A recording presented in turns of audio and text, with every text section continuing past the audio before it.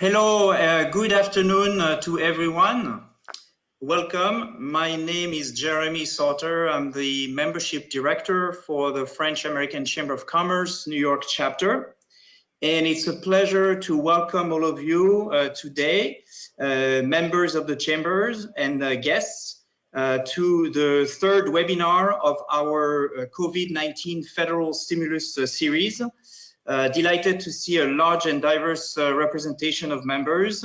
We have here banking, venture capital, beauty, fashion, HR, software, media, so very representative of our network. And today we are pleased to present you our new speaker, Valérie Demont. So Valérie Demont is a partner in the corporate practice group at Sheppard Mullin, a law firm that is a member of our network. Valérie leads the French desk at Sheppard Mullin, and her practice is cross-border mergers and acquisitions, capital markets, securities, and corporate governance.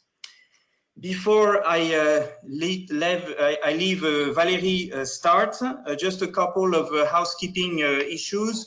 The webinar presentation will last until about 2:20 p.m. and then there will be 10 minutes of questions and answers.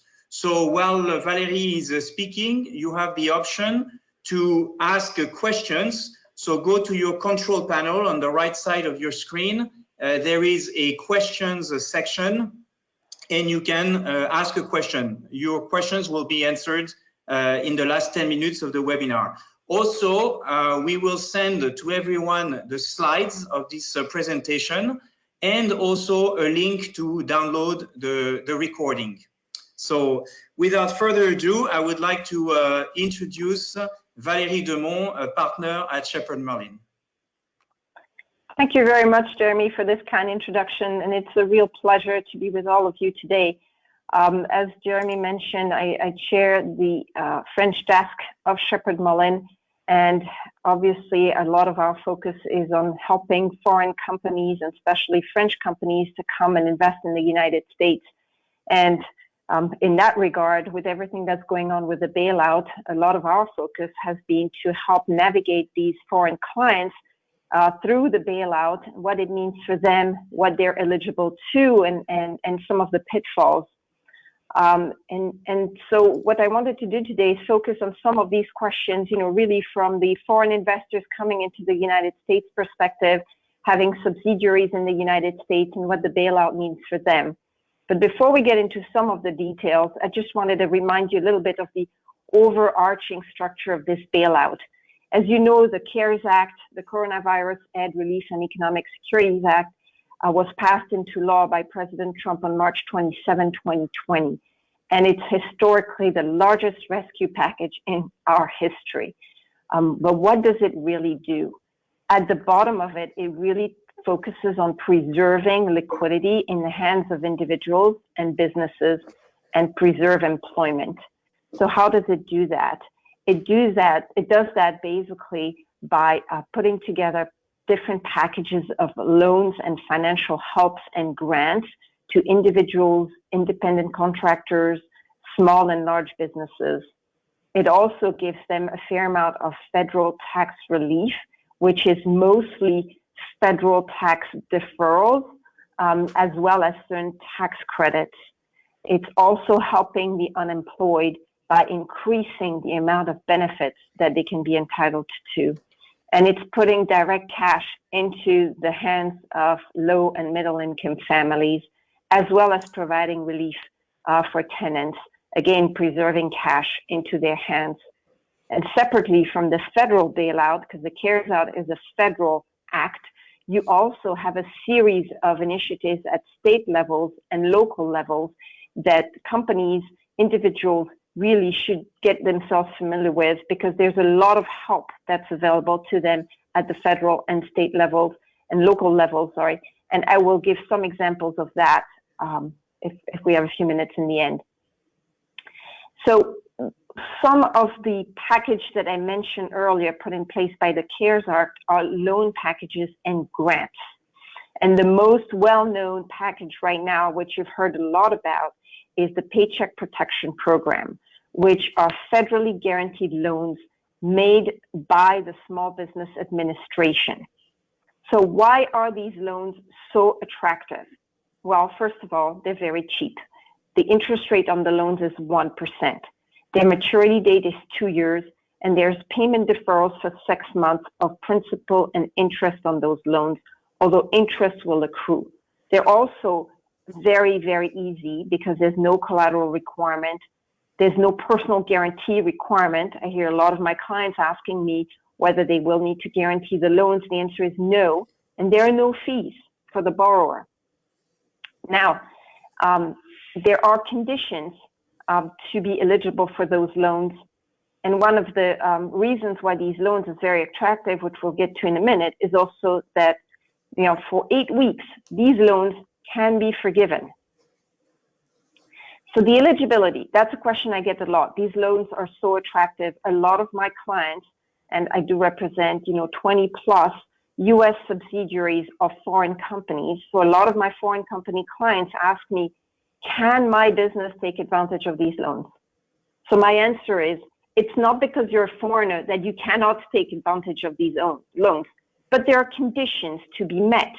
And mostly they revolve around size, but not ownership by a foreign person. So if you're a small US business owned 100% by a large French company or medium-sized French company, you may be able to be eligible for the loans, is the message I want to throw out to you. As long as you meet certain criteria, and the criteria are that the US company has to either be a small business as defined under the Small Business Act, and there are criteria there which are based on revenue and size, number of employees. Alternatively, a business can qualify as a small business concern under the SBA's business size if it has a maximum tangible net worth of the business is not more than, oops, sorry, it's moved. Sorry, going back. So I've laid out the criteria for maximum tangible net worth of the business and average net income after federal income taxes of the business as of March 27, 2020. And if you meet this criteria, again, in the US, you will be available to use these loans if you meet some of the other conditions of the loans, irrespective of who your owner is. Same thing, if you have another category that is often looked at is the category based on the size of the employee. So any business concern, irrespective of your revenue, irrespective of your income, can qualify for those loans if it has not more than 500 employees whose principal place of residence is in the United States. So going back to my example, where you have a large French company and it owns 100% of a Delaware corporation, for example, and that Delaware corporation only has 200 employees whose principal place of residence is in the United States, then presumably that borrower, that US subsidiary, is going to be able to apply for the PPP. The number of employees, 500, can be higher depending on the industry you're in. And for that, I refer you to the NAICS classification code of your business. If you look it up, it is possible that based on your industry, the number may not be 500, but it could be 1,000 for you. So it could be a higher number than 500. So look it up. If you're over 500, don't assume that because you're over 500, you're necessarily out of the PPP loan. You could still qualify depending on your NAICS classification code. In addition, for those businesses that are in NAICS classification commencing with number 72, which is mostly accommodation and food services like restaurants, the requirement is not to have more than 500 employees per location, not just overall in the United States. So the size is actually pretty large if you look at it this way. The issue practically is that initially when the first PPP application forms came out, it indicated on the form that if you were owned, if 20% of your equity was owned by a foreign buyer, a foreign company, you would not be allowed to avail of the PPP. And so a lot of people assumed that they were not able to avail of the PPP. And a lot of banks that are administering the program also thought that.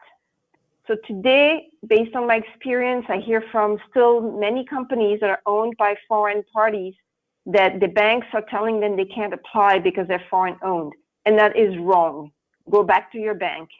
That is not correct. If you have less than 500 employees whose principal residence is in the United States, irrespective of who owns you, you can apply.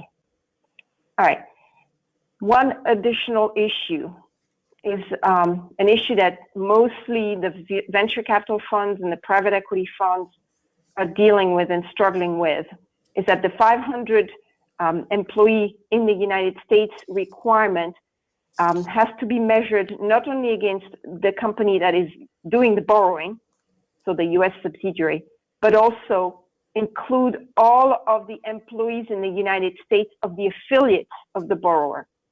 So if you are a small US company, 500, and you have, let's say, 200 employees, but you're owned by a parent that has other businesses who have employees in the United States, then your 200 employees have to be added up to the employees of those other businesses. And that could potentially get you way above the 500 requirement. So if you're owned by a private equity fund, that's definitely an issue. Even if you're owned by a venture capital fund or by other investors that have only minority ownership, that could potentially be an issue. How do you measure an affiliate? So an affiliate is an entity that controls you, or even if they don't control you and just have a minority ownership in the business, are deemed to control you. So for example, the regulators have taken the position that if you have a minority investor in a business and that investor has certain consent rights that would block the ability to have a quorum for a board meeting or a shareholder meeting, then that investor, even though it's a minority investor, is deemed to control you and is an affiliate. So any company then controlled by that investor that has employees in the United States, those employees have to be added to yours. And that is really a major issue.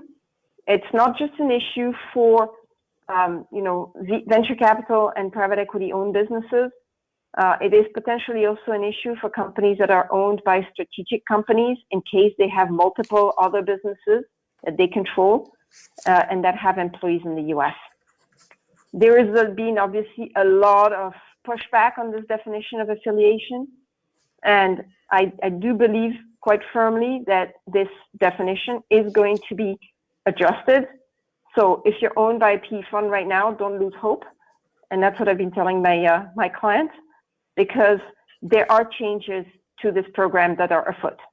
And I do believe that in short order, we will see two things. One is an increase of the total amount of the program because it's quickly running out of money and there's so much demand, more is needed, number one. And number two, I think we're going to see a relaxation of the affiliation rules. We were expecting to see a relaxation of those rules last week. It didn't happen. In fact, the rules that came out, the definition of affiliate that came out over the weekend was quite disappointing. But we do feel that there's going to be changes there. Finally, one last point, 2 points I would make. One, it's the burden of the borrower to certify to the SBA that it counted the number of employees properly. So you can't take these rules too casually, and you really need to do your diligence. And as a practical matter, I have heard of companies that they've been told by their banks that they need to have opinions and that detailed analysis of the affiliate relationship before they will issue the loan. That's what I've heard from some of the banks and some of my clients. And then the second thing is that, a minority holder could always give up its consent rights if really they wanted the entity to get the loan. And if they irrevocably waive or relinquish their consent rights, the SBA will be fine with that and will agree that those borrowers can then proceed and get the loans. But it has to be an irrevocable abandonment of the consent rights. Okay, I'll go quickly on the rest of the PPP because I think you've already heard a lot about it. But as you probably know, the amount that you can borrow under the PPP program is really tied to your payroll. And the reason is that the PPP loans are really meant to be used only for payroll, certain group healthcare benefits, mortgage interest, rent, utilities. And the loans are really effectively meant primarily to protect payroll, which is why the size of the loan is tied to your payroll. And no more than 25% of the loan can be used for non-payroll matter. So you can use it, as I mentioned, for rent and utilities and just to keep the lights on. But 75% of the loan has to be used to pay your employees. And then finally, and that's the most attractive feature of that loan, and that's why to some extent it's really more a grant than a loan. The loan can be forgiven during 8 weeks. The borrower can seek to have the loan forgiven for up to the entire amount. Obviously, they're going to have to show that they used the loan proceeds properly, but they will not be able to get that forgiveness, and the forgiveness amount will be reduced to the extent that they have not protected their workforce. And I have laid out in the slide the criteria for protecting your workforce. So primarily, either you did not fire or you did fire, but you rehired the employees, or you increased their compensation back to where it was by June 30, 2020. And it is possible that that June 30, 2020 date is going to be extended, but we can't know for now. Some of the pitfalls. I have actually advised a lot of my clients not to take the PPP loan. Why? Well, first of all, there is a lot of certifications that you need to make to the federal authorities and the banks when you take a PPP loan. And one of them is that the current economic circumstances make the loan necessary to support the ongoing operations of the business. So you need to think about that. It's not just free money that anybody can get. You do need to show that the current economic certainties make the loan necessary to support the ongoing operations of the business. So if you have financial resources, if you didn't have to shut down, if your factories are still able to manufacture, and if your clients are still paying their bills, there is just no particular reason for you to justify the necessity here for that loan. And the reason why you have to be careful is that if you gave the bank a wrong certification at the time of your application, there will be criminal sanctions associated with your certification. And I flagged them at the bottom. False certification to obtain a PPP loan is subject to imprisonment, including up to 30 years, and fines, including up to $1 million. So this is really meant for those who need it. Second of all, there are some covenants that come with this loan. In particular, the covenant that, to the extent feasible, the borrower will purchase only American-made equipment or products. And then two other pitfalls that a lot of people are not aware of is that in the tax relief, there's a number of deferrals that have been provided. In particular, one of them is a deferral of the employer's share of Social Security taxes for 2.5 years. That deferral will no longer be available if a PPP loan is taken and forgiven. So if you're planning to do that deferral, you cannot take a PPP loan and get it forgiven. Secondly, there is a refundable payroll tax credit equal to 50% of qualified wages that is available for certain businesses. Again, that refundable payroll tax credit will not be available to you if you take a PPP loan. Quickly, I want to mention the emergency loans. As you're aware, there's a $2 million emergency loan program that has been put in place for businesses in disaster areas, which is currently all 50 states. The business must show substantial economic injury. Again, it needs to be a small business, and you go back to the 500 employee situation.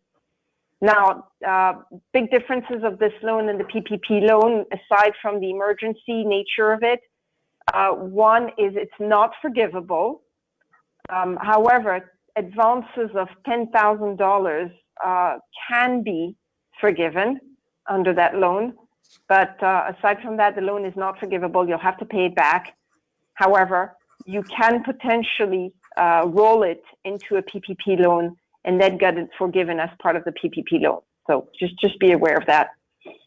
The second major area of loans that are coming is what we call the Title IV loans. So, you know, the PPP, the emergency loans were there for emergency for small businesses. The PPP is there to protect employment in these tough times for some period of time, a couple of months, but it's again mostly for small businesses. The Title IV loans that are in the process of being ironed out are really for potentially larger companies that do not otherwise are not otherwise able to qualify for the other loans that I just mentioned. So under the Coronavirus Economic Stabilization Act of 2020, a number of facilities have been put in place for passenger or cargo carriers and national security businesses. That's one category. Then in addition, there's a $454 billion loan package that is being developed by the Federal Reserve and which will include a Main Street lending program that is in the process of being developed by the Federal Reserve, and a mid-sized business loan program for companies with 500 to 10,000 employees. So far, I believe that yesterday the authorities released the loan application for the passenger and cargo carrier loans.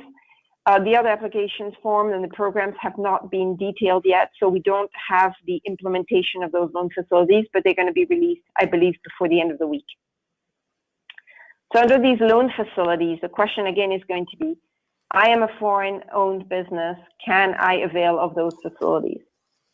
There, the question is not very clear. Just like for the PPP, where we started with a lot of uncertainties around that, for the Title IV, we have uncertainties as well, particularly because in the CARES Act itself, the authorities have, the Congress have put in place that United States, that will be eligible for the loans, United States businesses that have not otherwise received a PPP loan or otherwise. And they've provided that the borrowers will have to be created or organized in the United States. That's relatively easy. But also that they will have to have significant operations in the majority of their employees based in the United States. So right now, we really don't know how that is going to be interpreted. Are we looking at the business as in just the borrower, or are we going to look at the group to which that borrower belongs? And that is unclear at this point, so we just don't know what's going to happen there. I am sure that just like for the PPP eligibility queries, we're going to have a lot of back and forth and a lot of uncertainties on this initially, and then eventually we'll get some answers on that. Those loans are definitely not as attractive as the PPP loans because they come with covenants. They will potentially be subject to collateral requirements. The covenants will be, at least some of them were highlighted in the Act, and they will include restrictions on repurchases of equity securities of the borrower or a parent if it's listed on a national securities exchange for the duration of the loan and 1 year after the loan has been repaid. There will be restrictions on dividends, and very importantly, there will be limitations on executive compensation. And I laid out the formula in my slides for more details, so I won't spend time on those. But those will be some of the strengths that come with these covenants and with these loans. And then within this program, as I mentioned, there will be a package of loan facilities, which is in the process of being rolled out for mid-sized business loans. From what we can see, the interest on these loans will not exceed 2%, so still pretty cheap, but more expensive than the PPP loan. They will also have deferral payments for 6 months, just like the PPP. There again, the business is going to have to show that the uncertainty of economic conditions makes necessary the loan request to support ongoing operations, just like the PPP. The proceeds will need to be used to retain at least 90% of the workforce at full compensation and benefits to September 30, 2020. So a little bit different from the PPP, but the same spirit, which is, preserve employment. And same thing, you'll be able to restore employment at a historical level within a period of time. But big differences with the PPP. First of all, it's for larger companies. Second of all, there will be no loan forgiveness. And as I mentioned earlier, it's unclear how it will apply for companies that are part of a larger foreign group. The company will have to be domiciled in the United States and have operations, employees in the United States, be organized in the United States, and have a majority of its employees based in the United States. So, we'll see where, how the package works out for foreign companies.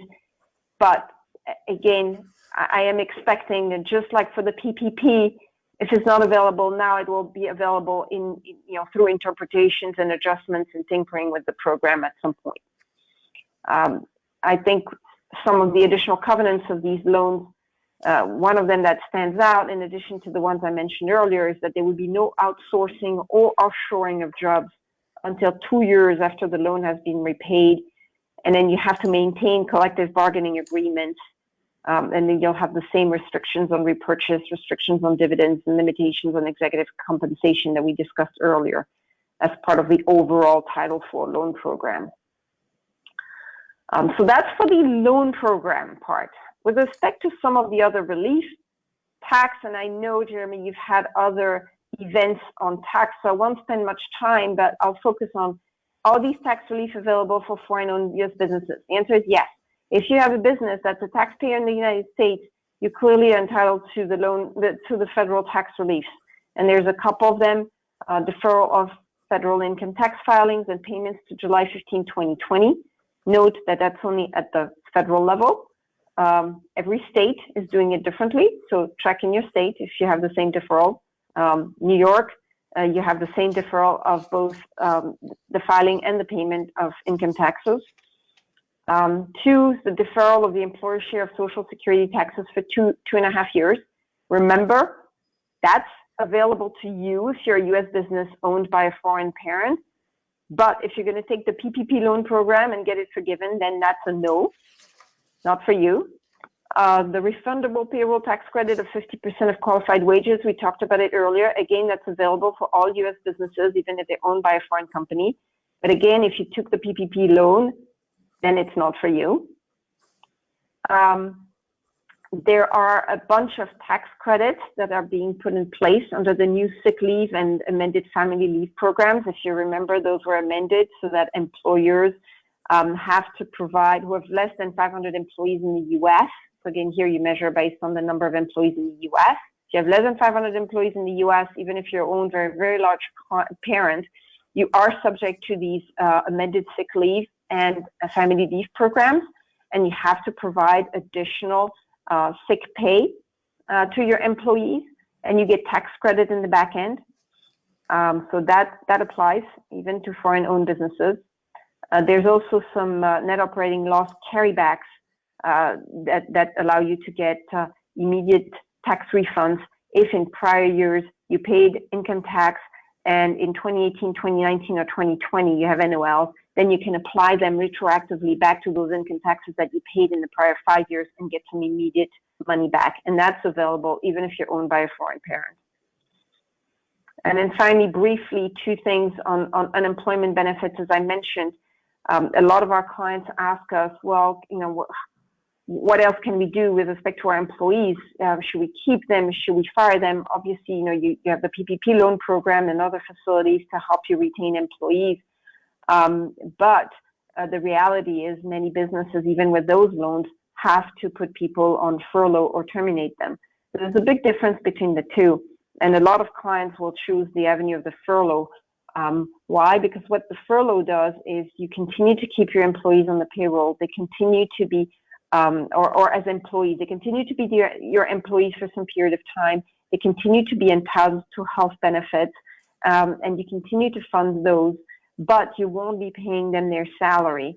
And they will be entitled to state unemployment benefits, which will make up for the fact that you're not paying them any salary. And the federal government has added on top of that $600 per week for the recipients of these state unemployment benefits for 4 months. So for low-level employees of companies, putting them on the furlough if it's a necessity of the business does make sense, and the employees will get additional state federal unemployment benefits on top of the state unemployment benefit. And if they have salaries of less than $55,000, they may actually make more money being on furlough than they would make working for you. Unemployment benefits have also been extended by an extra 13 weeks, beyond the state unemployment benefits. And the federal government is also putting in place support to the states that have short-term compensation programs for employers who reduce the employee hours instead of laying off. And then finally, very briefly, there are other reliefs. The federal package put in place a lot of aid to the states, and the states have independently also developed their own packages. The cities have done the same. So I want to flag a couple. New York City, for example, has programs to cover 40% of payroll costs for certain businesses, very small businesses, less than 5 employees in NYC for 2 months. It also has zero interest loans up to 75%, $75,000, sorry, for businesses that have fewer than 100 employees in NYC. Chicago has similar type of programs, Florida, San Diego, and this is not an exhaustive list. This is just the beginning, looking at some of the programs, but you need to, look at your local communities and see what's there too. So this is what I wanted to cover, Jeremy. I know we're probably short on time now, but if there are any questions, happy to take them. Okay, thank you, Valérie, for this great presentation and these great legal insights from a legal perspective on these federal stimulus. Very valuable. Thank you. We have a lot of questions. So what we will do is that we will address these questions. Those who have to log off now, do not worry, because the webinar is being recorded and you're going to receive a link to view the recording. So don't be afraid that you will miss the answers to these questions. And so we're going to start now with the questions that have been asked. So the first question is on the PPP loan.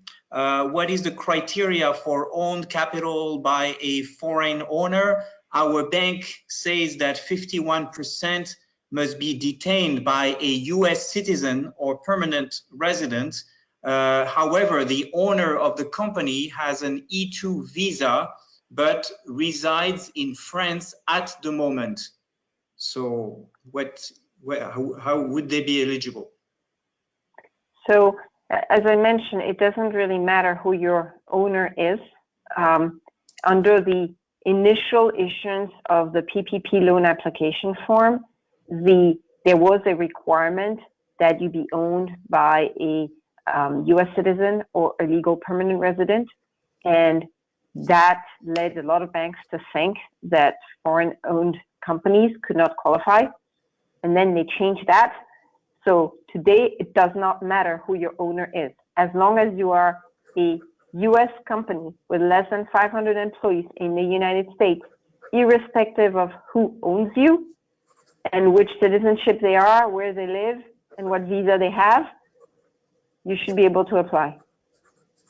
Now, if you have, if you're a sole proprietorship, that's a different story. Then the sole proprietor has to be.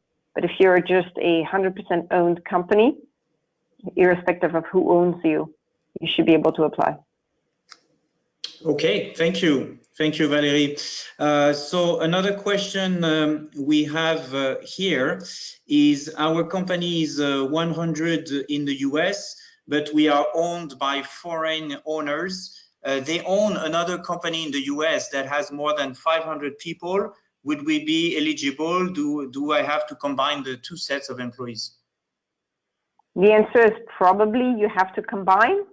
If the foreign owners control the other business, and by control we mean they own more than 50% of the other business, or they have a minority investment in the other business, but they have consent rights on operations and similar matter, then you have to add the employees of that other business in the US to your employees in the US.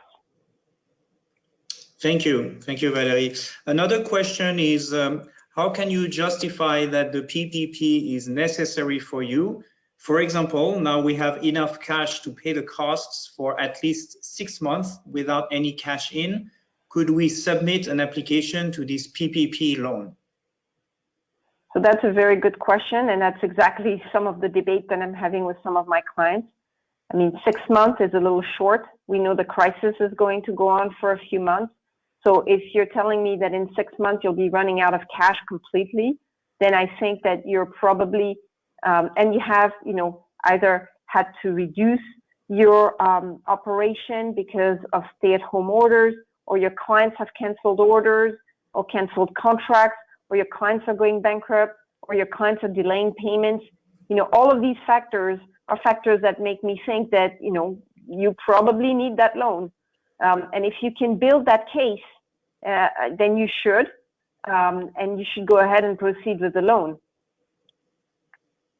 But you should maintain, kind of a file with all those facts, because one, the bank may ask for it, and two, what I'm expecting is that there will be a reckoning after the bailout, where there will be prosecution of those who abuse the program. So you are right to scrutinize this and really pay attention and make a careful determination. Thank you, Valerie. Another question is the Economic Injury Disaster Loan online application requires to enter the employer identification number or the social security number of the owner, and it is a mandatory field. So how do you proceed when the owner is a foreign business entity with no US employer identification number? But I haven't looked at this application. I mean, normally the only EIN you should need is that of the company itself. So I'm not sure if the question is, does the application require 2 EINs? I haven't looked at that application, so I can't advise on that question, but I'd be happy to get back to the person later on. I just need to look at the application and what it really requires there. Normally, you only need 1 EIN, and that's the borrower. Okay, very good, thank you. Next question. It is still not clear if companies with a foreign majority ownership can be eligible to the Economic Injury Disaster Loan. We were very clear confirming eligibility for the PPP, but not for the Economic Injury Disaster Loan. Please clarify. You're correct that the SBA has not been very clear on that front. It has made the clarification for the PPP loan. What I would say is, look, if you can avail of the PPP loan, it's definitely much more interesting than the EIDL. So, if you can fit in one, just go with the PPP loan, because you'll get more funds and it can be forgiven. Okay, and I agree, it's a question that's not very clear on the EIDL front. Thank you. The other question is, I did not understand what is loan forgiveness. Could you explain again, please? So under the PPP loan, whatever you borrowed could be forgiven, meaning you won't have to repay it back. So it's not really a loan, it's more like a grant. It's free money that the government is giving you. But you need to meet certain criteria to be able to have that loan forgiven. And one is you have a period of 8 weeks from the time you take the loan to ask for the loan amount to be forgiven. And 2, you'll have to make sure that you maintain your employee workforce and use the money from the loan to pay your employee workforce.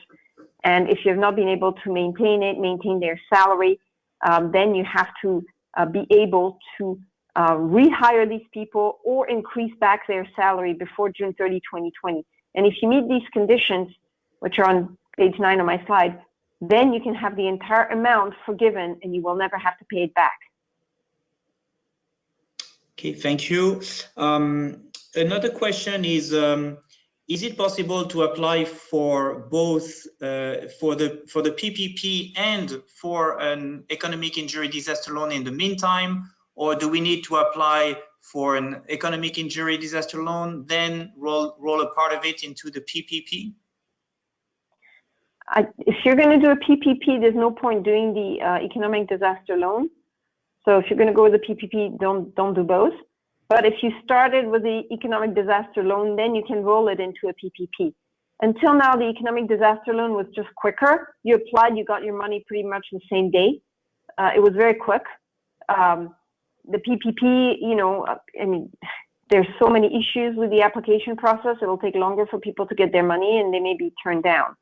But you shouldn't do both at the same time. I think you do EIDL first and then you roll it into a PPP, or you just do PPP. Okay, very good. Another question is, if we have furloughed staff, do we just have to bring them back before June 30th in order to receive loan forgiveness? Yes, if you furloughed them after February 15, 2020. But then you have to bring them back by June 30, 2020. Okay, thank you, thank you.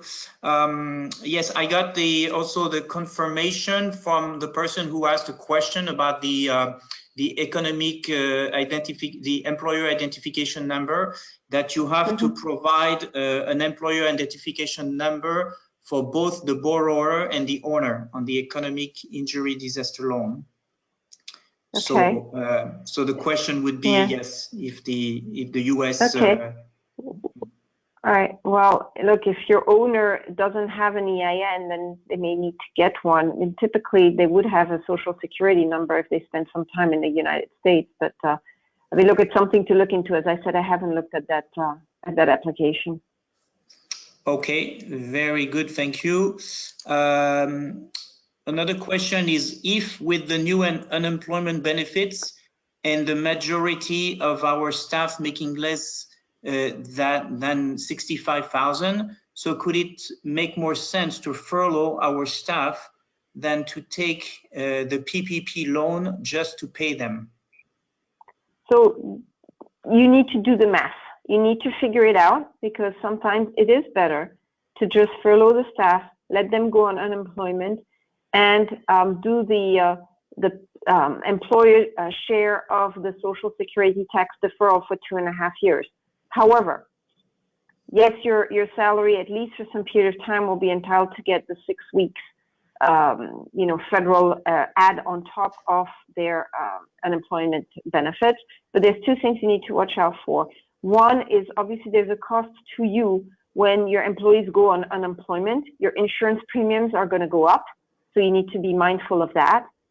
Number two, the other area to focus on is, depending on how many employees go on furlough, there are obligations under the WARN Act, and if you put too many employees on the furlough, you may be triggering these WARN Out obligations, which are labor law obligations when you conduct mass layoffs, and that you end up having to comply with. So it really depends, and the WARN Act varies from state to state as to how many employees get triggered by it. So you need to watch out for these two things. One is, what is going to be your cost as a company, because you're putting everybody on unemployment benefits, so your insurance premiums are going to go up. And two, whether or not the number of employees you're putting on furlough is such that you end up triggering WARN notices. And finally, and that's something to confirm with a labor expert, but it's how long can you put them on furlough for? But it is certainly a very attractive way to proceed, which is why I mentioned it, particularly if you can combine it with the deferral of the employer share of Social Security tax, which, by the way, does not include Medicare. Thank you, Valerie. Another question is, I don't know if it's more of an accounting question, but I'll ask it anyway. Is there a formula to calculate the overall unemployment benefit, state and federal, since there is now this increased unemployment benefit from the federal government? And the example would be, if my employees would get the state unemployment benefit amount plus the extra $600 a week from the federal, they would make twice as much as being on the job. This cannot be. How does this work? It is. It is, and that's why for low-level employees, this is not bad at all. It could be a great thing for them, but it is. Now, it's not going to last for too long, and as I said, there is a cost to the company in doing that. But it is for low-level employees. It is. Now that $600 is going to last for 4 months. It won't go beyond that. But that's the idea. Now, in terms of a formula and calculation, that's something to look at with your payroll provider. They'll be able to do the exact math for you as to how much your employees are going to get. The maximum I think that you get under New York State unemployment benefits would be $500, and that's for really highly paid people. So I don't know what it could be for low-level people. Thank you. Thank you, Valerie. I think we have one more question. If we apply for a PPP and we terminate some employees, do we need to rehire the same employees? Not the same. You have to just bring back employment, but it does not have to be the same employees. And Okay. they could be people, on part-time, but they can't be contractors. They can be people on part-time, and you add them up to create the equivalent of a full-time employee. That can help you meet the goal, and they don't have to be the same. Okay, and just also one more. Why does the company insurance premiums go up if we lay off people? Because unemployment benefits are something that is paid by the company ultimately. You know, the company contributes to the unemployment benefits, and when it lays off people or puts them on furlough and they start drawing on the unemployment benefits, the company's insurance premiums for unemployment benefits go up. Okay, thank you. Thank you, Valerie. So this took longer than we thought, but I think everyone enjoyed it. I think pretty much everyone stayed on the webinar, so it shows this is a very valuable topic, and thank you so much, Valerie, for your detailed answers. I had one viewer who said to me in the question, I never attended a webinar that is so clear. Thank you very much. So we're delighted with this webinar. Thank you, Valerie. And we also want to tell you that there will be the last webinar of the federal stimulus series organized by the French-American Chamber of Commerce. It's going to be on Monday, April 13, from 2 to 3 p.m. with the KPMG, and they will delve into more of the specifics, the details of the tax provisions of the CARES Act. So we encourage you to sign up as well.